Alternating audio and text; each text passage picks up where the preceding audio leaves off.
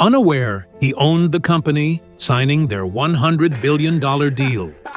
They poured wine on him at the investor gala, calling him unworthy. They laughed as Bordeaux dripped down his Brioni suit in front of 400 investors, calling him uninvited help. No one knew the man they humiliated owned both companies in the merger. Phones captured everything. Whispers spread like wildfire. Something shifted in his eyes as he walked out without defending himself. And the empire cracked before they even realized whose wine was on their hands. Before we go any further, we'd love for you to hit that subscribe button. Your support means the world to us, and it helps us bring you even more powerful stories. Now, let's begin. You know those nights where the chandeliers shine too bright and the smiles cut too sharp? That was the night Monroe walked into the Peninsula Hotel's Imperial Ballroom in Seoul. The space stretched wide and high, marble floors polished until they looked like black glass, crystal chandeliers hanging like frozen starbursts. Floor-to-ceiling windows framed the city skyline at dusk. Neon lights just beginning to flicker awake against the darkening sky. Davis wore charcoal gray. Tom Ford tailored in Milan 3 weeks ago, but nothing flashy. A steel Patek Philippe on his wrist that cost more than most houses, but the face was simple, black, designed to disappear. His fade was fresh, line-up sharp as a razor's edge, shoes Italian leather with a matte finish that whispered money to people who understood it and said nothing to people who didn't. He preferred it that way.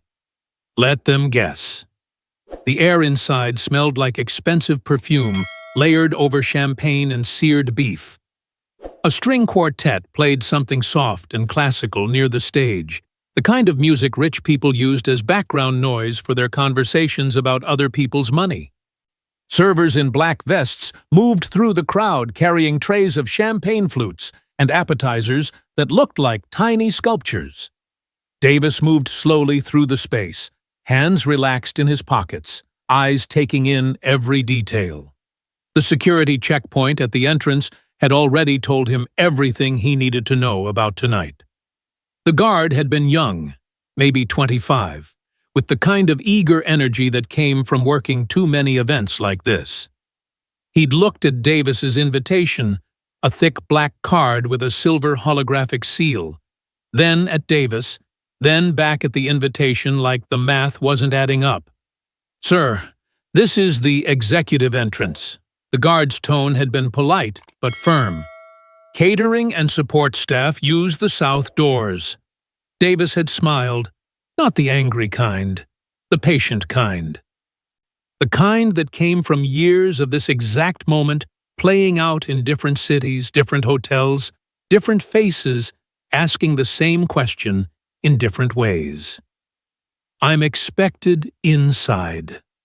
The guard's eyes had traveled a slow path from Davis's face down to his shoes and back up, doing calculations that didn't account for a black man in a space this expensive unless he was carrying something or serving something. "I'll need to see identification." Davis had pulled out his driver's license.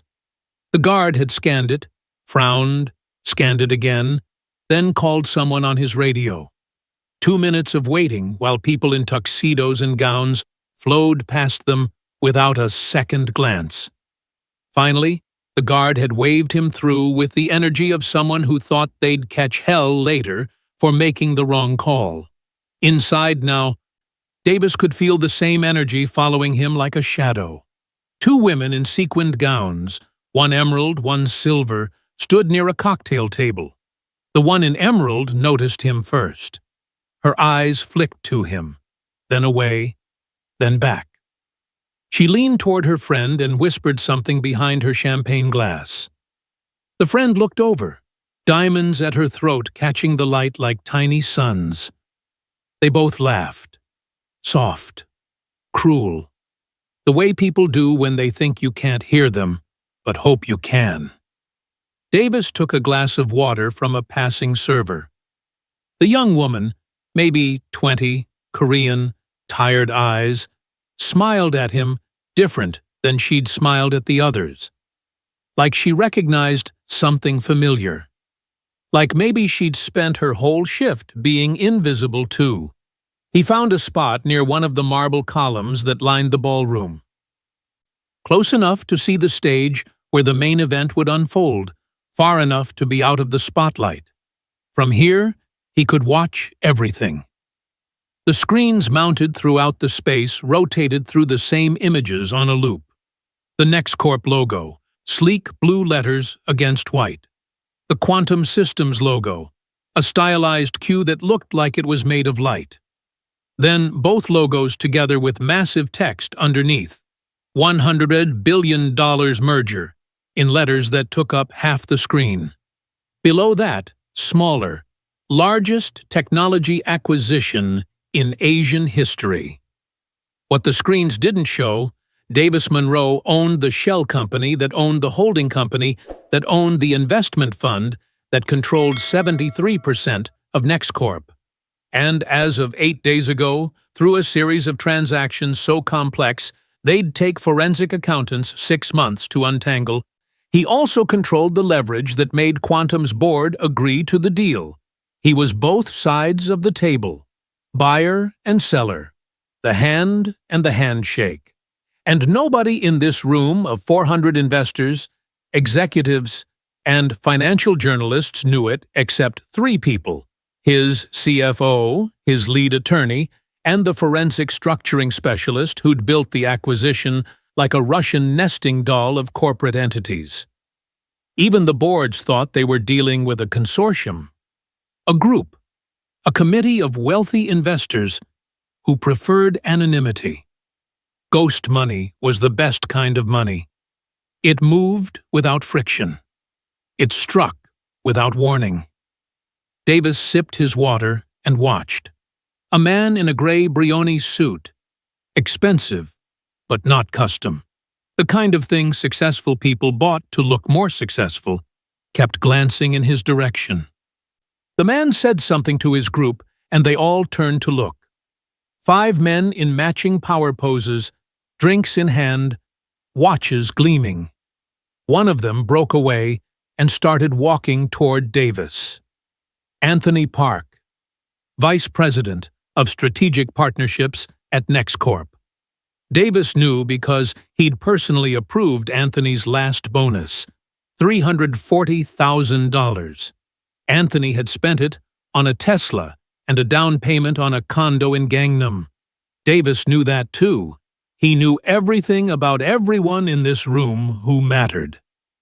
Anthony didn't know Davis existed. "Hey, buddy." Anthony's smile was all teeth, no warmth. His cologne arrived 3 seconds before he did. "You looking for someone?" Davis met his eyes, didn't smile back. "Just observing." "Observing?" Anthony chuckled like Davis had told a joke. "This is a pretty exclusive event, man. You sure you're in the right place?" "I'm sure." Anthony's smile thinned around the edges. He glanced back at his group, then at Davis, doing that calculation again. The one where things didn't add up. "Listen, if you're with the hotel staff, that's totally cool, but some of the guests are starting to notice you just standing here. Maybe check in with your supervisor. Make sure you're supposed to be in this section." Davis set his water glass on a nearby table. Slowly, deliberately. "I don't have a supervisor." "Right." Anthony's tone shifted, lost the fake friendliness. "Well, someone's paying you to be here tonight, so—" "Nobody's paying me to be here." The music from the string quartet swelled, then softened. A few nearby conversations paused. People were starting to watch without looking like they were watching. Anthony's jaw tightened. He leaned in, voice dropping to something that tried to sound concerned but came out sharp. "Look, I don't know what you're trying to pull, but this isn't the night for it." Security's already on edge about crashers. Don't make this a thing. Davis didn't move, didn't blink. I'm not making anything a thing. Then why are you here? Same reason you are, Anthony laughed, loud enough to pull more attention. A few heads turned fully now. I seriously doubt that, buddy. From the stage, a microphone crackled to life. Feedback squealed for half a second before someone adjusted it. A man in a white dinner jacket, some local celebrity Davis didn't recognize, probably hired to host because his face looked good on camera, tapped the mic twice. Ladies and gentlemen, if I could have your attention. The crowd began shifting toward the stage like a tide pulled by the moon. Conversations dropped to murmurs. Phones lifted. Anthony gave Davis one last look, the kind that said, "We'll deal with you later," then walked back to his group. They huddled together, whispering, glancing over their shoulders. Davis stayed by the column, hands in his pockets, breathing steady. The host's voice boomed through the speakers, too loud, then adjusted. Welcome to what will undoubtedly be remembered as a historic evening. Tonight, we don't just celebrate a business transaction. We celebrate vision. We celebrate ambition. We celebrate the future of global technology. Applause rose through the room, practiced and polished. The kind of clapping people did at events like this, because everyone else was clapping. The merger between Quantum Systems and NextCorp represents more than numbers on a screen. It represents innovation. It represents progress. It represents what happens when brilliant minds come together to build something larger than themselves. More applause. Phones pointed at the stage now. The screens behind the host displayed both company logos side by side, then merging together in a smooth animation. Please join me in welcoming the visionaries behind Quantum Systems, CEO Richard Kwan, and the woman who needs no introduction, the incomparable Isabella Park. The applause grew louder, more genuine now. This was what people came for. The faces, the power couple, the story they could post about later. From stage left, they appeared. Richard Kwan moved like a man who'd been on magazine covers. Midnight blue suit, crisp white shirt open at the collar, salt and pepper hair styled in that expensive kind of casual that took an hour to achieve.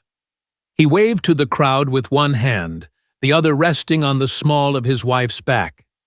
His smile was confident, practiced, the smile of someone who'd done this 100 times. But it was Isabella who owned the room. She glided across the stage in a gold gown that looked like liquid metal poured over her body. The dress caught every light in the ballroom and threw it back brighter. Her hair was swept up in an elegant twist, her neck draped in diamonds that probably cost more than the entire catering budget. Red lips, flawless skin, the kind of beauty that made people stop mid-sentence. She waved to the crowd like royalty acknowledging subjects. Gracious, distant, untouchable. The applause continued as they took their positions center stage. Richard lifted his hand, and the room quieted almost instantly. "Thank you," he said into the microphone someone handed him. His voice carried that particular timbre of old money and elite education. "Thank you all for being here tonight. When my wife and I started this journey 5 years ago," Davis tuned out the speech. He'd read the draft 3 days ago. Richard's speechwriter had sent it to the board for approval. Davis owned the board. The speech was fine. Generic corporate inspiration about disruption and synergy and building tomorrow today. What mattered wasn't what Richard was saying. What mattered was what was about to happen. Davis felt the shift before he saw it. A change in the energy of the room. Eyes that had been focused on the stage now sliding toward him.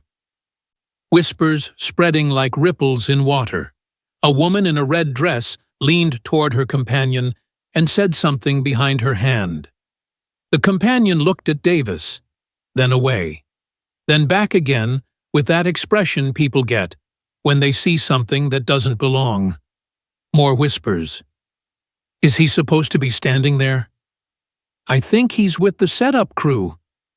Why is he in the VIP section? Davis stayed perfectly still. He'd learned a long time ago that the most powerful response to being noticed was no response at all. Let them talk. Let them wonder. Let them show you exactly who they were. On stage, Isabella had taken the microphone from her husband. Her voice was smooth, controlled, with just enough warmth to seem genuine without being soft. This merger represents the culmination of decades of work by hundreds of brilliant people. We're honored to be the faces of this moment, but we know— She paused, smiled that perfect smile. We know that true innovation happens in the shadows, behind the scenes, in the quiet work that no one sees. Ironic, Davis thought. She had no idea how true that was. Isabella continued, Tonight, we celebrate not just what is, but what will be. The partnerships we'll forge, the technologies we'll create, the future we'll build together. More applause. Richard joined her at the microphone, their arms around each other, the picture-perfect power couple. And that's when Sebastian Park made his move. Sebastian was Richard's younger brother, VP of Partnerships at Quantum. Where Richard had polish, Sebastian had edges. His suit was more expensive, his watch more obvious, his confidence more aggressive. He'd been standing near the bar with a group of executives when he noticed the disturbance near the column. He noticed Davis. Sebastian said something to his group, then started walking, not toward the stage, toward Davis. The executives followed with their eyes. More whispers spread. Sebastian crossed the ballroom floor with the stride of someone who'd never been told no. His expression was friendly on the surface, but his eyes were doing math, calculating, categorizing, dismissing. He stopped 3 feet from Davis, close enough to be confrontational without being obvious about it. Evening? Sebastian's smile didn't reach his eyes. I don't think we've met. Sebastian Park, VP of Partnerships at Quantum. Davis looked at him without speaking, just looked. Sebastian's smile flickered. And you are? A guest. Right. Obviously. Sebastian glanced around like he was looking for someone. Who's your +1? Maybe I know them. I came alone. Ah. Sebastian nodded slowly. Well, this section is actually reserved for board members and primary investors. General admission seating is— I know where general admission is. The music shifted. The speech on stage ended, and Richard and Isabella were taking photos with guests who'd made large enough donations to warrant FaceTime. Cameras flashed. People jockeyed for position. Sebastian's jaw tightened. Look, friend, I'm trying to help you out here. Security's about to do a sweep, and if you're not supposed to be in this section, I am supposed to be here. Based on what? Your invitation tier? Because unless you're holding a platinum card— Davis pulled the black invitation from his inner jacket pocket. The holographic seal caught the light. Platinum tier. The kind of invitation only 50 people in the room had. Sebastian stared at it, blinked, looked at Davis again like he was trying to solve a puzzle with missing pieces. Where did you get that? It was sent to me. By who? The event coordinator. That's— Sebastian trailed off. He pulled out his phone, started scrolling through something. His frown deepened. What's your name? Before Davis could answer, Isabella appeared. She moved through the crowd like it parted for her, which it did.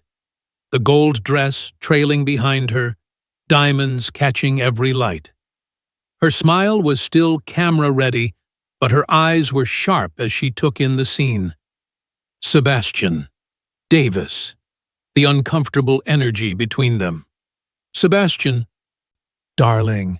Her voice had that particular tone wealthy women used when they wanted to sound sweet, but meant something else entirely. Is there a problem? No problem. Sebastian pocketed his phone. Just trying to figure out how our friend here got a platinum invitation. Isabella's eyes traveled over Davis. Slowly, the way someone might examine a piece of furniture that ended up in the wrong room. Her smile stayed fixed, but something cold flickered behind it. Sweetheart. She directed the word at Davis like she was talking to a child. This isn't a public event. You need an investment portfolio of at least $50 million to attend, plus board approval. Davis met her eyes. I'm aware of the requirements. Then you understand why we're confused. Isabella's smile grew sharper. Because you don't look like someone with a $50 million portfolio. The words hung in the air.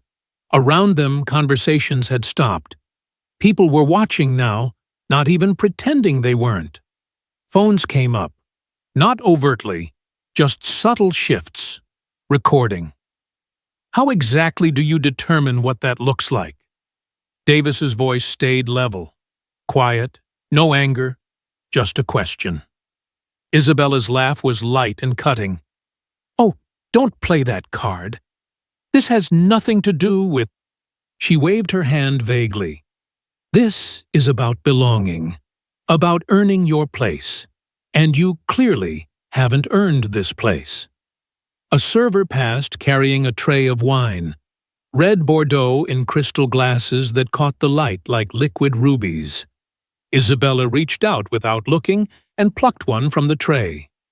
The server paused, uncertain, then continued moving.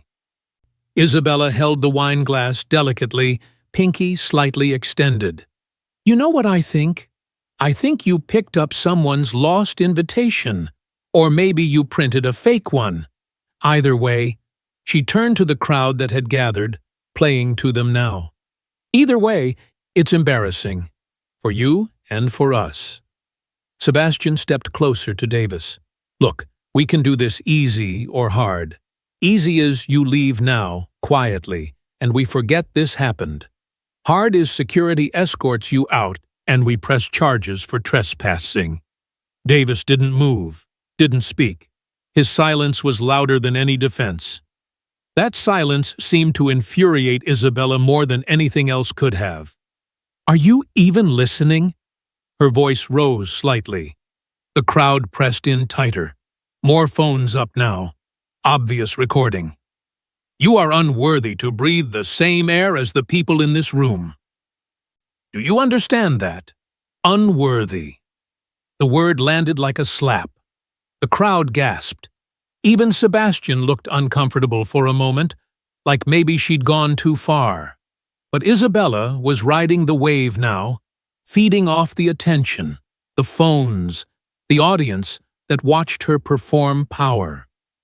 Maybe, Isabella lifted the wine glass slowly, deliberately. Maybe this will help you understand where you belong. Time seemed to slow down. Davis saw it coming, saw her hand tilt forward, saw the wine begin to tip from the glass.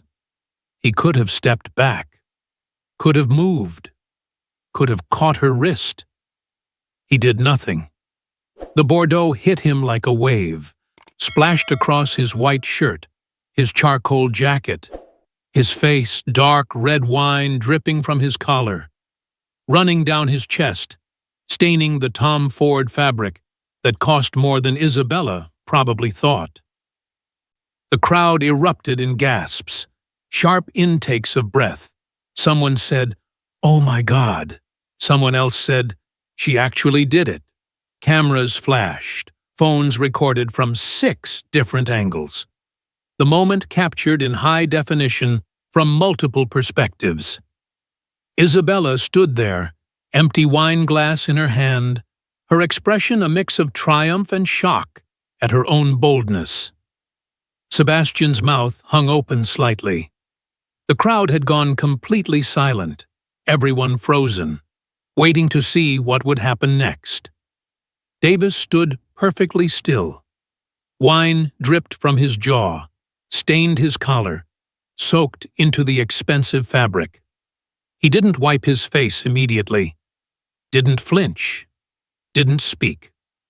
Just stood there, letting the moment exist. Then, slowly, he reached up with 2 fingers and wiped his jaw. The movement was controlled, precise. He looked at the wine on his fingers for half a second, then wiped them on his already stained jacket. He adjusted his tie, straightened his collar as much as he could, brushed his shoulders like he was getting ready to walk into a meeting, not out of a humiliation. His eyes met Isabella's one more time. 3 seconds. No anger, no hurt, no embarrassment. Just something else. Something that made her smile falter slightly. Something that made the triumph in her eyes flicker with the first whisper of doubt. Then Davis turned and walked toward the exit. The crowd parted for him. Silence followed his path like a wake. Every eye tracked his movement. Every phone stayed recording. A server near the coat check whispered to another server, "He's walking like he owns the place." The other server whispered back, "That wasn't the walk of someone who's embarrassed. That was something else." Davis reached the grand doors at the ballroom entrance. His hand touched the brass handle. For just a moment, he paused. Didn't look back. Didn't need to. Then, he pushed through the doors and disappeared into the hallway beyond. Behind him, the whispers exploded into full conversations. Phones pulled up, videos replaying. The wine pour watched again and again from different angles. Someone posted it to social media. Then someone else. Then someone else. Within 3 minutes, the video had 50 shares. Within 5 minutes, 200. The cascade had begun. If you're enjoying this story of quiet power and public justice, make sure you're subscribed. We've got more stories where dignity defeats arrogance and patience destroys pride. Hit that notification bell so you never miss a moment. Now, let's see what happens when Davis makes one phone call. The hallway outside the Imperial Ballroom felt like a different world. Cooler, quieter. The marble floors stretched in both directions, polished to mirrors, lit by recessed lights that made everything look like it existed underwater.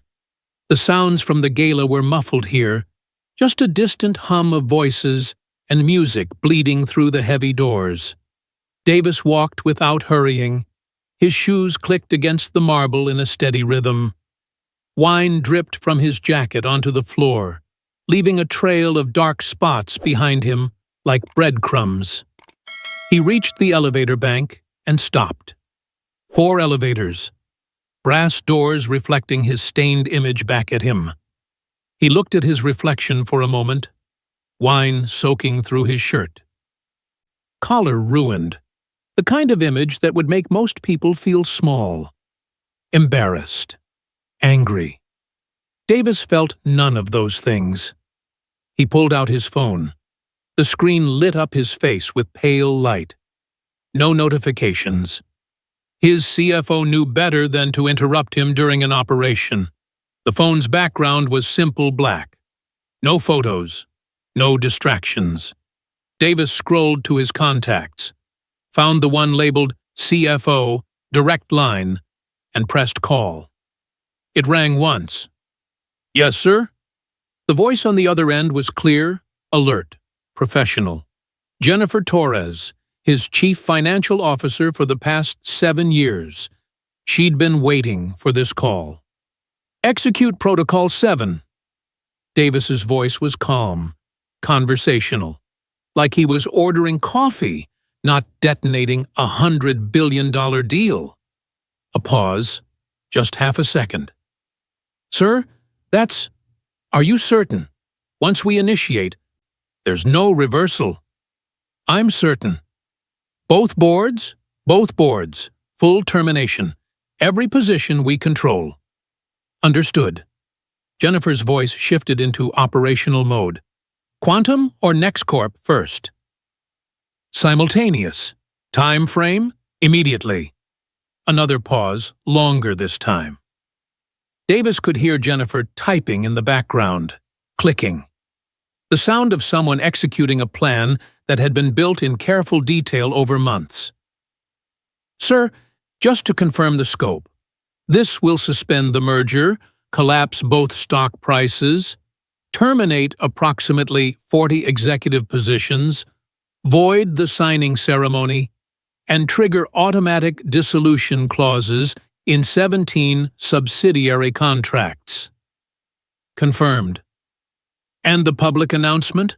Standard protocol, corporate restructuring, leadership changes. Keep it vague. The press will ask questions. Let them ask. More typing. Then Jennifer's voice came back, softer now. Sir, for what it's worth, I reviewed the security footage from the ballroom. What they did was not relevant to the decision. Davis cut her off, not unkindly. This isn't revenge. This is consequence. Understood. Initiating Protocol 7 now. You should see the first dominoes fall in approximately 4 minutes. Thank you, Jennifer. Sir, she hesitated. That suit was Tom Ford, wasn't it? Despite everything, Davis smiled. It was. Send me the cleaning bill. I'll expense it under corporate damages. Davis ended the call and slipped the phone back into his pocket. The elevator arrived with a soft chime. The doors opened to reveal a couple inside, a man in his 60s in a perfectly tailored tux, a woman beside him in navy blue, both holding champagne. They looked at Davis, and their expressions shifted through several emotions in quick succession. Surprise, confusion, recognition of the wine stain. Then something else. You're the woman started. I am.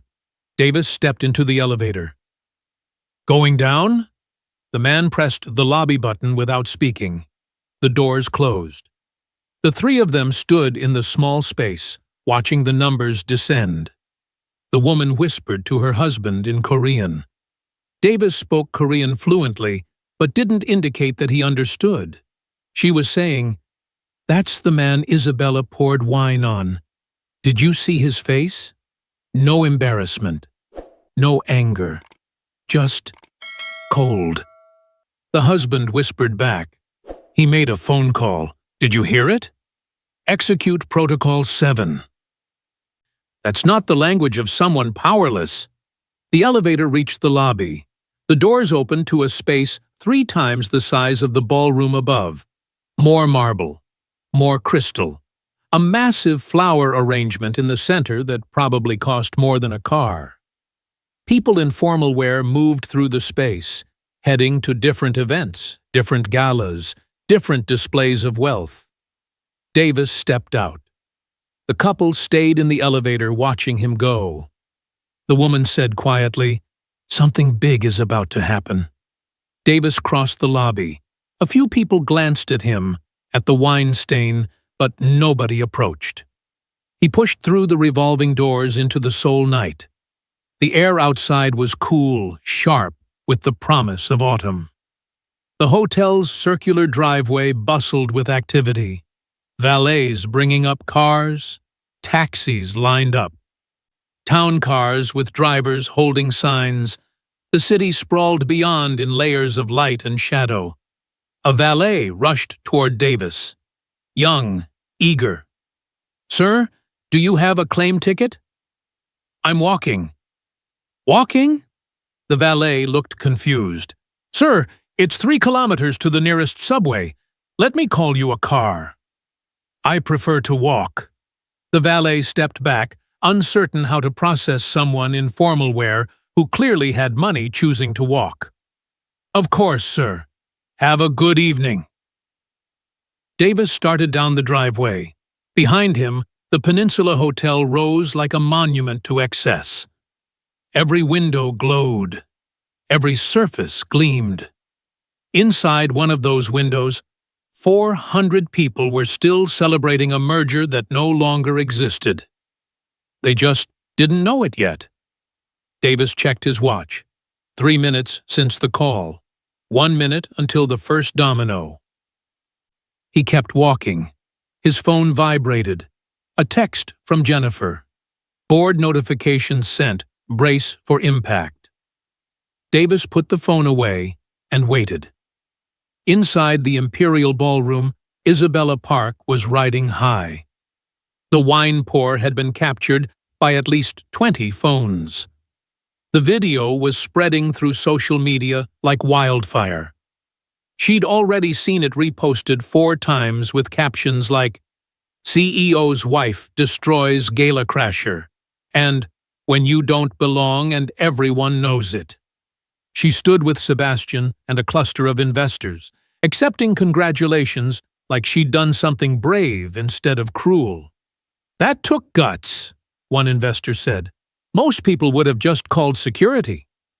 "Sometimes you have to make a statement," Isabella replied, sipping fresh champagne. "Let people know there are standards, boundaries." Sebastian was less celebratory. "It's going to be all over the news tomorrow." "Good," Isabella smiled. "Let it be. We protected the integrity of the event, protected our guests from—" Every screen in the ballroom went black. Not flickered, not froze. Went completely black, in synchronized silence. The music cut out mid-note. The lights stayed on. But the sudden absence of sound created a vacuum that sucked all conversation with it. 400 people went quiet at once, heads turning toward the screens, toward the stage, toward each other. The host appeared from backstage, phone pressed to his ear, his face drained of color. He rushed to the microphone, tapped it. The sound echoed through the silent room. "Ladies and gentlemen," his voice cracked slightly. "I've just received word from the executive board." The room held its breath. "The merger has been suspended, effective immediately." For 3 seconds, nobody moved. Nobody spoke. The words didn't make sense. Suspended? How do you suspend a merger in the middle of the signing gala? Then the room exploded. "What do you mean, suspended? That's impossible. I just transferred funds this morning." Phones came out everywhere. People checking email, checking stock prices, checking news feeds. The panic spread like a virus, each person infecting the next. Isabella grabbed Sebastian's arm. "What's happening?" Sebastian was already on his phone, scrolling frantically.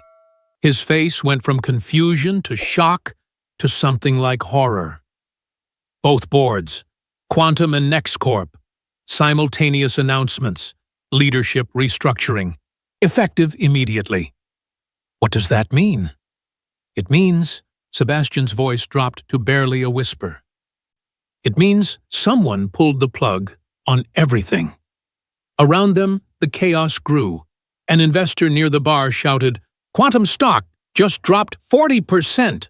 Another voice, "NextCorp trading is halted." A woman in diamonds pressed her phone to her ear. "My position is liquidated? How is my position liquidated?"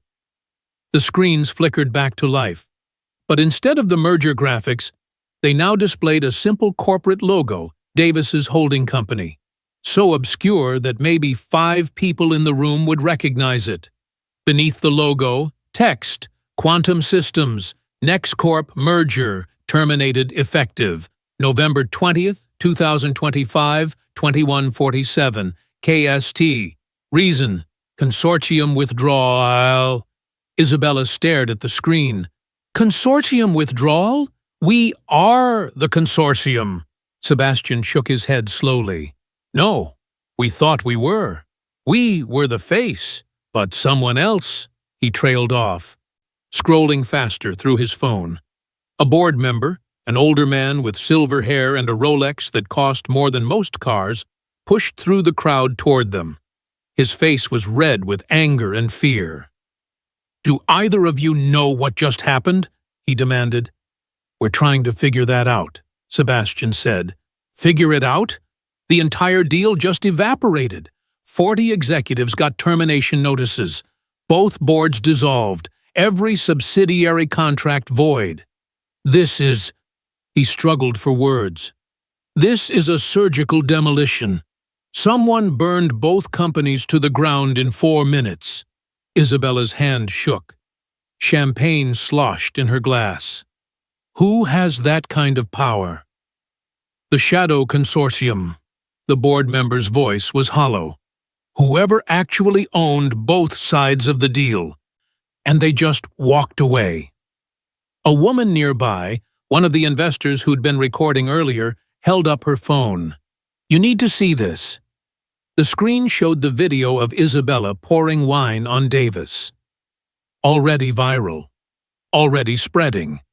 But now people in the comments were asking different questions. Who is that guy?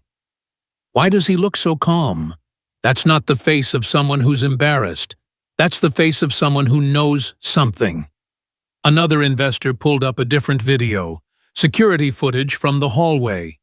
Davis on his phone. His voice picked up by someone's recording. Execute Protocol 7, both boards, full termination, immediately. The investor's hand shook. This was recorded 8 minutes ago. Sebastian grabbed the phone, watched the video. His face went white. Oh, God. What? Isabella demanded. Protocol 7. That's... Sebastian looked up at her. That's corporate termination language. The kind of thing CEOs use when they're shutting down an operation. Not stopping it. Ending it. Isabella laughed, but it sounded forced. You think that guy, the one we just humiliated, you think he's some kind of CEO? A new voice cut through the noise. One of the financial journalists who'd been covering the event. She held up her tablet, showing a Forbes article from 6 months ago. The headline read, The Ghost Investor, How One Man Built a $47 billion Empire in Complete Anonymity. The article showed a blurry photo, taken from a distance at some charity event. The man in the photo was wearing a tux, turned slightly away from the camera. But the profile was unmistakable. Davis Monroe. That's him, the journalist said quietly. That's the man you poured wine on. The crowd pressed in to see the screen. Isabella's champagne glass slipped from her hand and shattered on the marble floor. Nobody noticed. Davis Monroe, the journalist continued, reading from the article. Net worth estimated at $47 billion. Known for anonymous investments in technology and infrastructure. Controls at least 17 major companies through shell corporations and holding entities. Famously private. Rarely photographed. And according to this, she scrolled down. According to this, he was recently linked to a major acquisition in Asia. An acquisition worth $100 billion, someone finished. Silence crashed over the room like a wave. Isabella grabbed the tablet from the journalist, stared at the photo, at the article, at the man she'd called unworthy. The man she'd humiliated in front of 400 people. The man who owned both companies in the merger. That's not possible, she whispered. But even as she said it, she knew it was true. Because suddenly, Everything made sense. The platinum invitation, the calm expression, the way he'd walked out without defending himself. Not because he couldn't defend himself, because he didn't need to. Sebastian sank into a chair. His phone buzzed with a notification. He looked at it, and what little color remained in his face drained completely. "What?" Isabella demanded. "Termination notice." Sebastian's voice was hollow. "My position at Quantum. Effective immediately. Pension void. Stock options revoked. Benefits terminated." Isabella's phone buzzed, then buzzed again. She looked at the screen with shaking hands. The same message. Around them, phones buzzed like a swarm of digital locusts. Executive after executive receiving the same notification. Termination. Immediate. No negotiation. The board member who'd confronted them earlier sat down heavily. "He did this. Davis Monroe. He waited until we humiliated him. Then he burned everything down." "It's not personal," the journalist said, still reading the Forbes article. "According to this, Monroe is known for what they call consequence architecture. He doesn't seek revenge. He removes obstacles. And once he decides you're an obstacle..." She didn't need to finish. Someone near the bar said, "The video's going more viral. 500,000 views in 10 minutes. Another voice. Someone posted a side-by-side. The wine pour on one side, the merger collapse announcement on the other. Caption says, "This is what happens when you disrespect power you don't recognize." Isabella looked around the ballroom, at the faces of people who'd been celebrating minutes ago, at the investors who'd congratulated her, at the executives who'd laughed. Now, they all looked at her different, not with admiration, with something closer to horror. "We have to fix this," she said. Her voice sounded desperate, even to her own ears. "We have to apologize, explain. He has to understand. We didn't know. He knew you didn't know." The journalist looked up from her tablet. "That was the whole point. He watched you make assumptions, watched you perform power you thought you had. Then he showed you what real power looks like." Sebastian stood up slowly, like his legs barely worked. "We need to leave." "Leave? Now. Before the press outside realizes what happened. Before..." Too late. The ballroom doors burst open. Not security. Press, real press, cameras, microphones, reporters who'd been covering the gala from outside, who'd just gotten wind of the story. They flooded in like a tide, shouting questions. "Ms. Park, is it true you humiliated Davis Monroe? Mr. Park, have you been terminated? Can you comment on the merger collapse? Did you know who he was when you poured wine on him?" Isabella and Sebastian pushed through the crowd, trying to reach a side exit. People grabbed at them. Phones recorded from every angle. The humiliation they'd inflicted was now coming back, multiplied by 100. They made it to a service corridor and ran. Behind them, the gala collapsed into chaos. And somewhere outside in the Seoul night, Davis Monroe kept walking. His phone vibrated with updates, the stock prices, the media coverage, the viral videos, the complete and total demolition of everything Isabella and Sebastian had built their identities around. He didn't look at any of it. He just kept walking, hands in his pockets, wine staining his jacket, the cool night air sharp in his lungs. Justice didn't need witnesses. It just needed time. 36 hours felt like 36 years. Isabella and Sebastian hadn't slept. Couldn't sleep. Every time they closed their eyes, they saw the same thing. Davis Monroe's face, as the wine dripped from his collar. That expression, Not angry, not hurt. Just knowing. Like he'd already seen how this ended. Their penthouse apartment in Gangnam sat on the 43rd floor of a building that only sold to millionaires. Floor-to-ceiling windows offered a view of Seoul that looked like a circuit board of light. Usually, Isabella loved this view.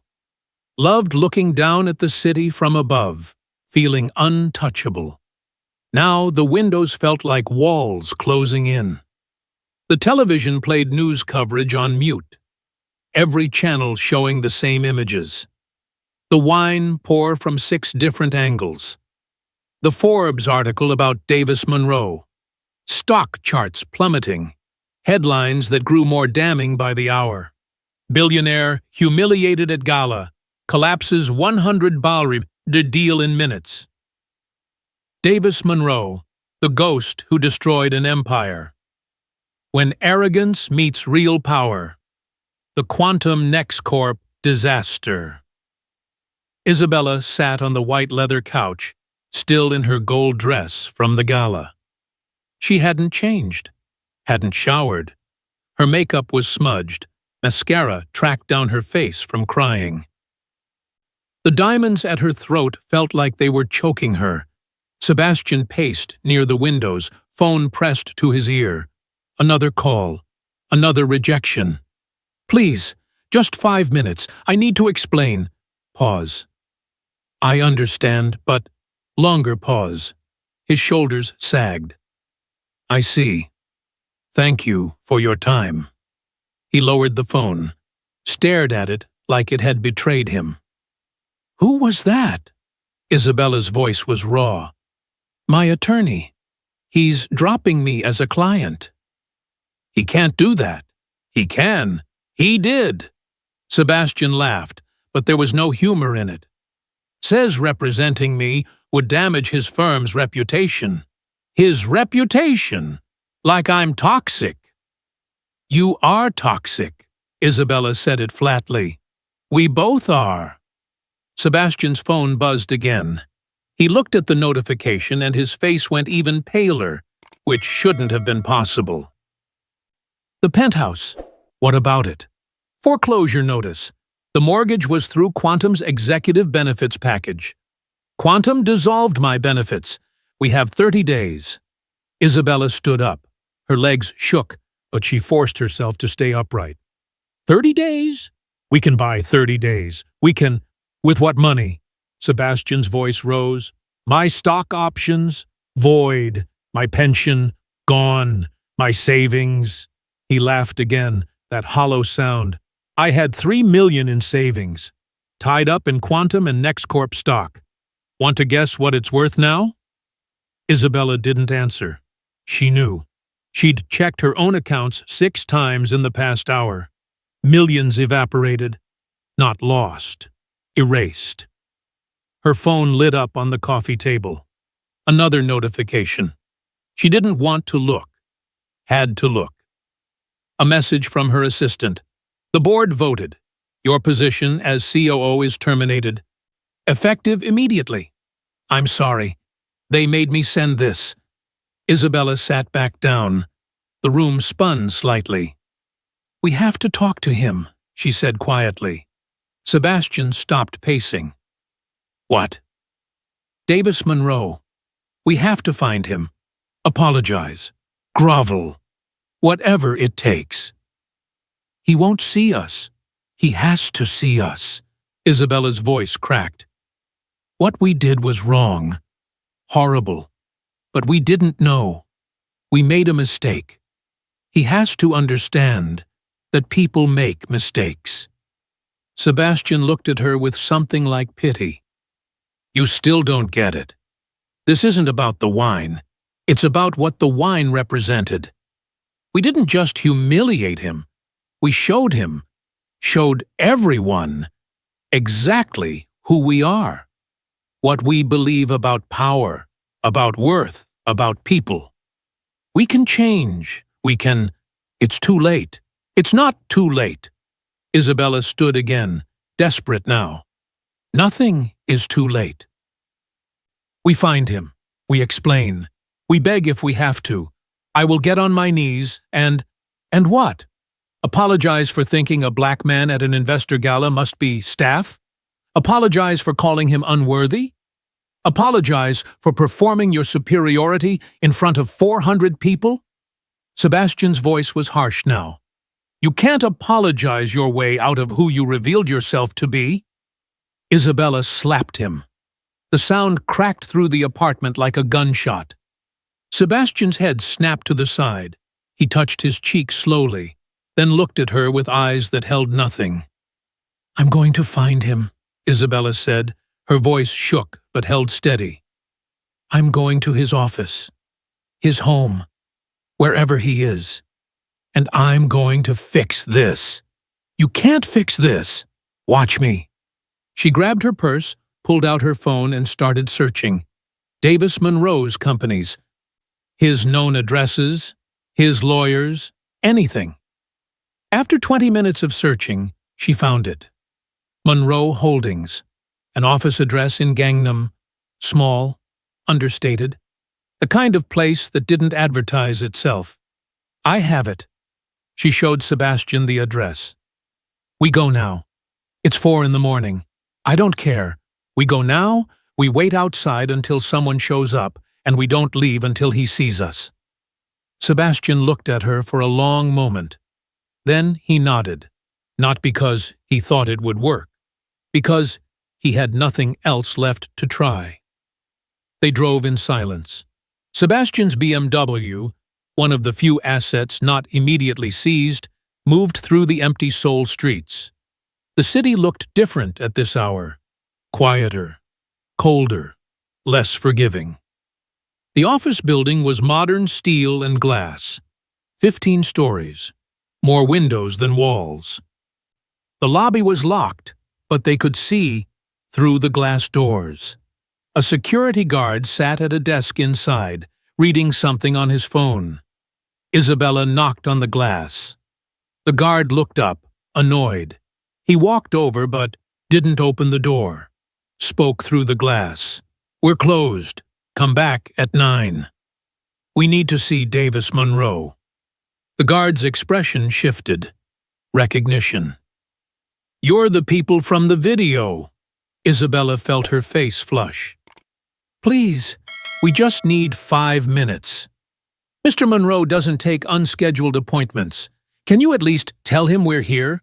Tell him we'll wait as long as it takes, please. The guard studied them. Something in his face suggested he felt bad for them, which somehow made it worse.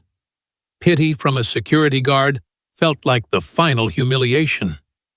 Wait here. He walked back to his desk, picked up a phone.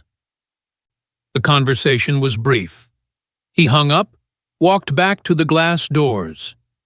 Mr. Monroe will see you. 15th floor. But I need your phones first. Our phones? Security protocol. No recording devices in the building. Isabella and Sebastian exchanged glances, then handed over their phones. The guard unlocked the door, let them in, and pointed to the elevator. 15th floor. Last office on the left. His assistant will meet you. They rode the elevator in silence. The numbers climbed. Isabella's heart hammered so hard she could hear it. Sebastian's jaw was clenched tight enough to crack teeth. The 15th floor hallway was empty. Clean, white walls. Soft lighting. So quiet their footsteps sounded like thunder. At the end of the hall, a door stood open. Light spilled out. A woman in a gray pantsuit stood beside the door. Jennifer Torres. Though they didn't know her name. Her expression was professional but not unkind. Ms. Park? Mr. Park. Mr. Monroe, we'll see you now? They stepped through the door into an office that was nothing like they expected. No mahogany, no leather, no walls covered in awards and photos, just clean lines, minimalist furniture, and floor-to-ceiling windows overlooking Seoul. Davis Monroe sat behind a simple desk, reading something on his tablet. He wore a navy sweater and jeans, casual, comfortable, like he was in his own home. He didn't look up immediately, just finished whatever he was reading, set the tablet down, and then, finally, met their eyes.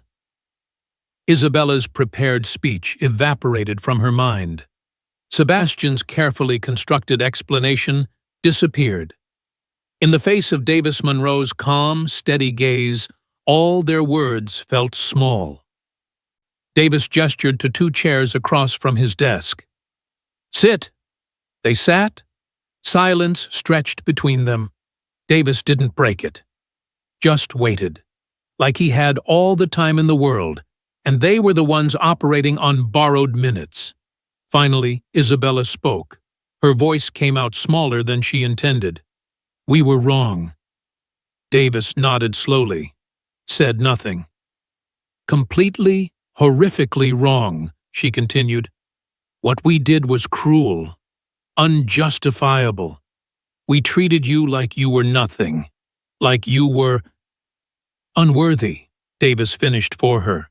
His voice was quiet, calm.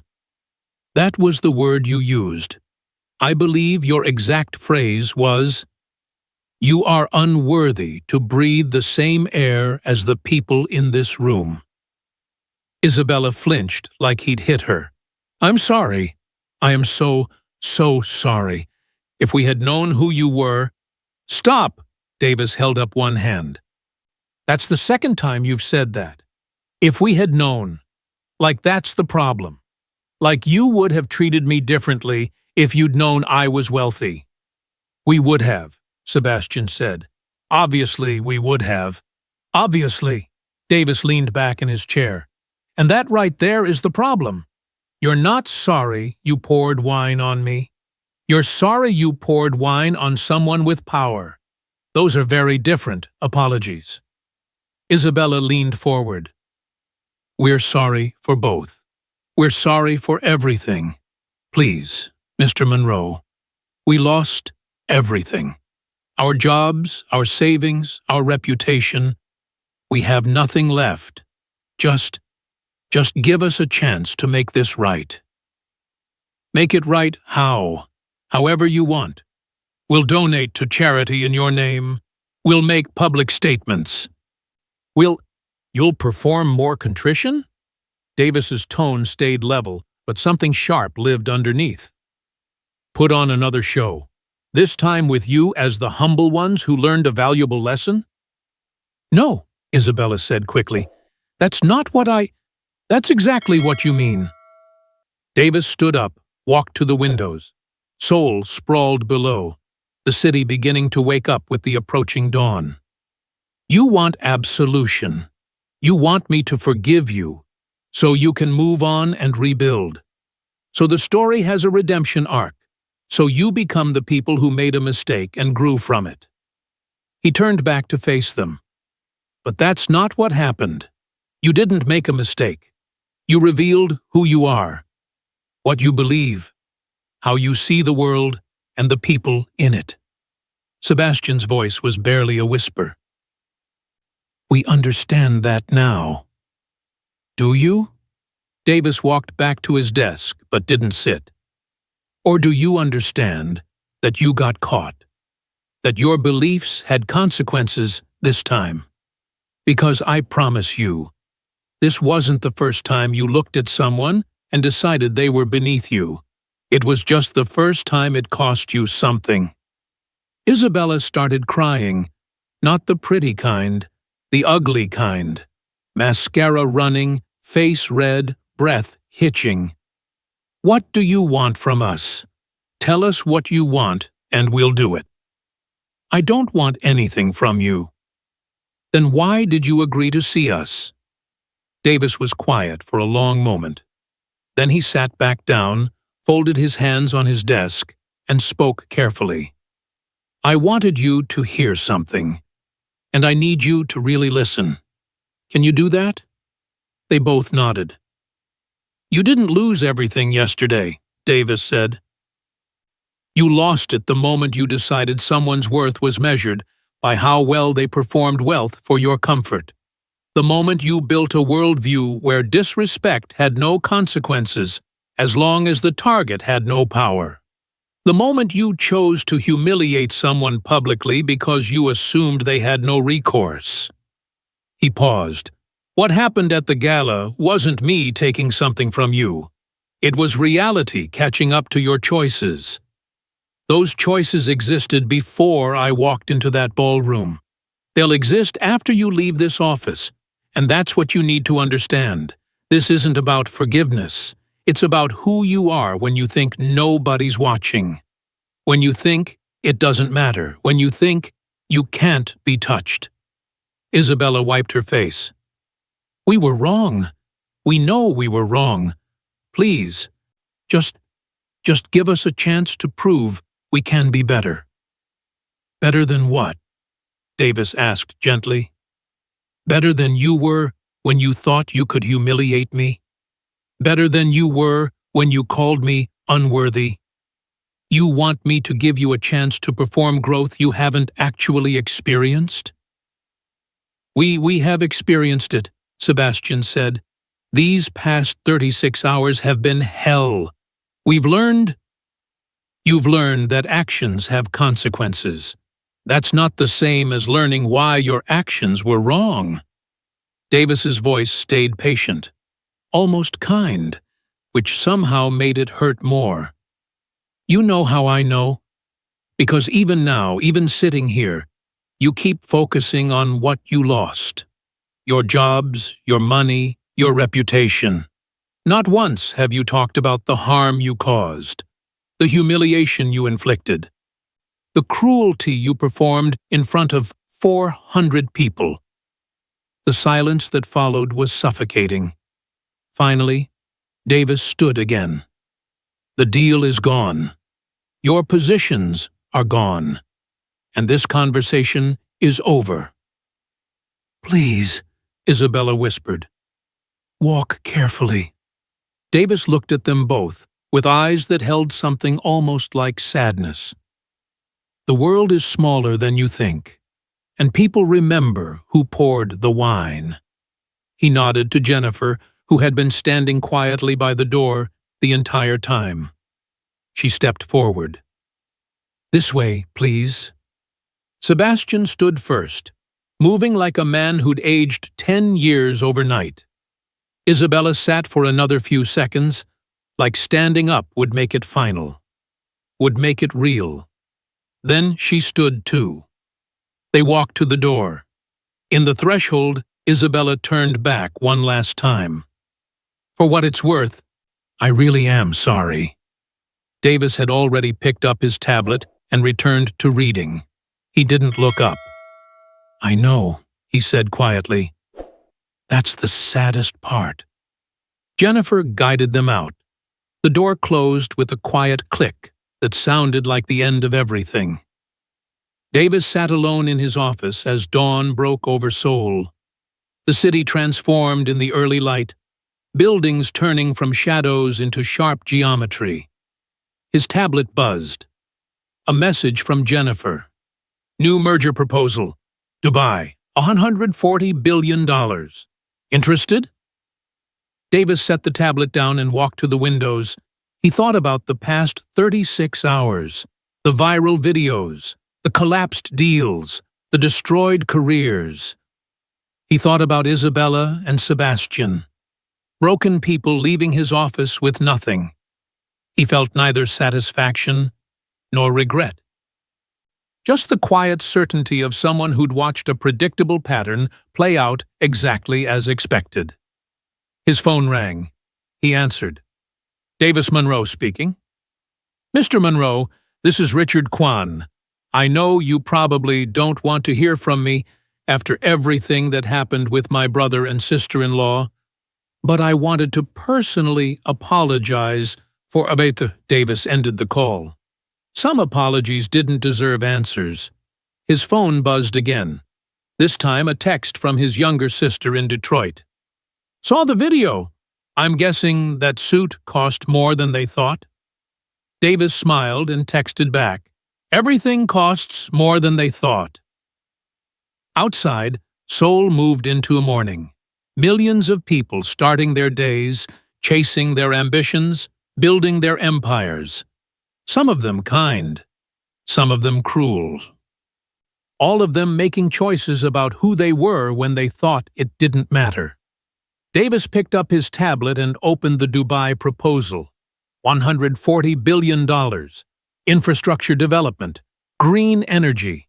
The kind of project that could change a region. He started reading.